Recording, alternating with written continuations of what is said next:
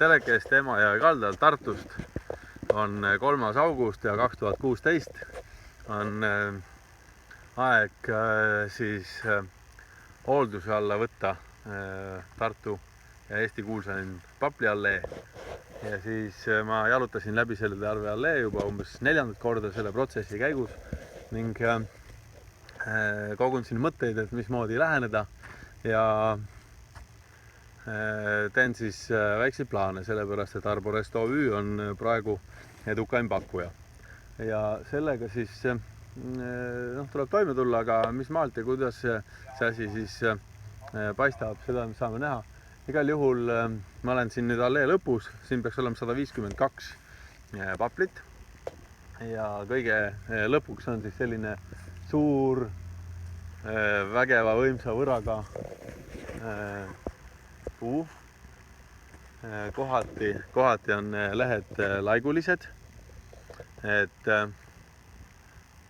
seda peab uurima, mis seenega siin tegu on, et kas on Venturia populina, võib-olla ma siin uurisin juba natukene ja selle tulemusel siis võivad need oksad tagasi kuivada, aga tegemist on valgusnõudliku puuga ehk siis pimedas ja mujal ka on kindlasti siis seesama probleem, et toimub ootuspärane looduslik laasumine ja oksad ei saa fotosünteesida ja siis sellega kuivavad nad tasakesi välja. Aga nüüd sellel, millel on siin head valgustingimused, on see vanale puule täiesti okei. On selliseid, ütleme, et mõned suuremad kuivad oksad, aga enamus on sellisest suurest varbast natukene jämedamad või siis sinna kanti pöidlajämedused või siis alla selle, et põhimõtteliselt ei midagi katastroofilist. Väljaulatuvaid pikki oksi väga pole, midagi siin nagu sekkuda isegi oluliselt pole puumates vaja, küll aga on tegemist populaarse allee aluse siis kerge liikluse rajaga ja siin käivad sportimas ja asjades, siis tuleb seda vaadata natuke teise pilguga. Et nüüd hakkan liikuma siis linna suunas. Siin on intervall väga hästi säilinud, ainult mõned on vahelt välja läinud ja siis on näha kergelt ostes siis neid kuivi, mis on paplitele ka küllaltki sageli iseloomulik. Ja nüüd, kui me liigume siia, kus on siis puid sattunud topeltread, ehk siis on noored paplid sinna ette kasvanud ja värki, siis me võime kohe tähele panna, et võrad ja külgoksad on nendel põhiallee puudel siis kõrgemal ja all on praktiliselt tühi mõlemal pool siin. Et sellest võib siis jälle järeldada seda, et valgust pole saanud ja on konkurents ja need pikad oksad siis küündivad sinna nende teiste puude vahelt välja, et saaks oma fotosünteesi protsessi teha. Et muidugi juurestiku olukorda pole nendega üldse uuritud minu teada ja vaadatud, mis siin all on. Et kindlasti on see pind siin väga tihe ja natukene paneb siis suure organismi siin võib-olla raskustesse omal vajalikud funktsioonid siin maal teostada. Aga ütleme, et ei midagi üleliia kurba. Loomulikult on kuivi harusi siin vahel, milles siis hoolduslõikusega saab tagada ohutuse ja suuri lõikeid kindlasti mitte siia teha. Aga ma ei näe praegu mitte midagi ebatavalist vana allee jaoks. Niimoodi, et siin on siis näha, kuidas vahtrad on noored sisse kasvanud ja on ka puud sinnamaani täitsa tühjad. Ei ole näha suuri mädanikukoldeid.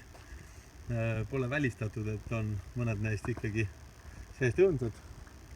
Ja siis tahavad võra tasakaalustamist, pikkade külgokste kärpimist lühemaks võib-olla natukene ja muud sättimist, kuiva ja ohtliku puidu väljalõikamist, vältida siis tüve lähedalt suurte lõigete tegemist ja see allee pakub siin kindlasti veel aastateks rõõmu. et arva, kui midagi nii võimast näeb Eestis, et proovime siin rahulikult vaadata, kuidas ta käitub ja siis ma ei saa nõustuda sellega, mis on Sulev-Järve koostatud hinnangus siis, et kõikidel puudel tuleb 3–7 meetrit kõrgust vähendada. Ehk siis selle pärast juba esitakse, et tegemist on valgusnõudliku puuga.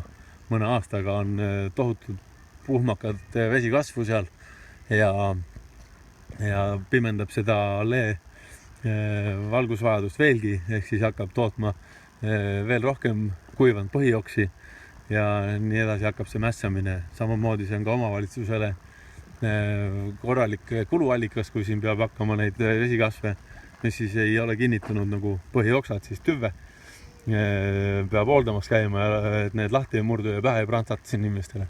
Nii et siin on näha üks auk kunagine, aga mitte ühtegi seene viljakeha, mitte mingisugust mitmeaastast või siis üheaastast ma ei ole selles allees üldse veel tähele pannud. Et põgusal jalutuskäigul. Et iseenesest on siin muidugi inimesi liikumas, seda tuleb arvesse võtta, et risk on olemas. Pikad kuivad arud ikkagi välja lõigata, kui saab siis elusasani. Ja samuti on ka seal vastaskaldal näha need paplid, mis on võib-olla teisel ajal istutatud, aga siis nende uute majade kohal, mis siia on siis hiljem millalgi tekkinud, et siis on kindlasti mõned pikad külgoksad jällegi, mis on tagasi vaja lõigata ja võib-olla ka väga kaldu olevad pikad harud natukene kergendada, mis on elementaarne ja normaalne tegevus. Et selle kunagi on neid siin lõigatud ja siis argnemine on neil kõigil siis selle kõrguse pealt, kus see joon jookseb. Siin on üks suurem kuivanud aru ja nii ta läheb. Et puu on ka organism, tal on head ajad ja halvad ajad. Vahest on terve dekaad põdemist, siis hakkab jälle organism taastuma ja saab üle oma nõrkustest. Ja niimoodi see elu käib tsüklite kaupa. Et siis niimoodi see allee on siin ka ilusti vegeteerinud. Selles ma kahtlen, et siin nüüd oluliselt veepuudust oleks. Et papli juured on küllaltki agressiivsed ja neid väikseid kasve on näha terves kalda vööndis. Ühelt nad tugevdavad kindlasti oluliselt kallast ja siis need samad on kõik selle papli lapsed siin. Niimoodi, et veepuudus meil vaevalt on kuivamise probleemiks ja pigem mingi seene tekitaja ja siis ennem kui selle kohta saab mingeid pädevaid vettpidavaid otsuseid, siis tuleb igal juhul tuvastada seda, ma usun, et saab Maaülikool aidata. Aga olukord pole suugi nii paha, et siin kõikidel puudel on kõrguse kalale vaja minna.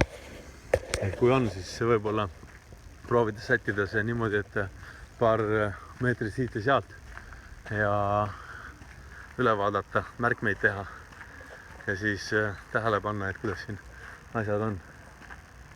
Et ei midagi üle pea mõistuse. Ägev allee. Kohe ikka äge tunne on siin jalutada. Et siin on üks vanem maja, kus ma vaatan ka auk sisse tekkinud, et võib-olla on see siit kunagi maha võetud, aga millal seda ei oska öelda. Et see tee pidi ka taastamisse minema ja siia pannakse võib-olla mingit kildu peale.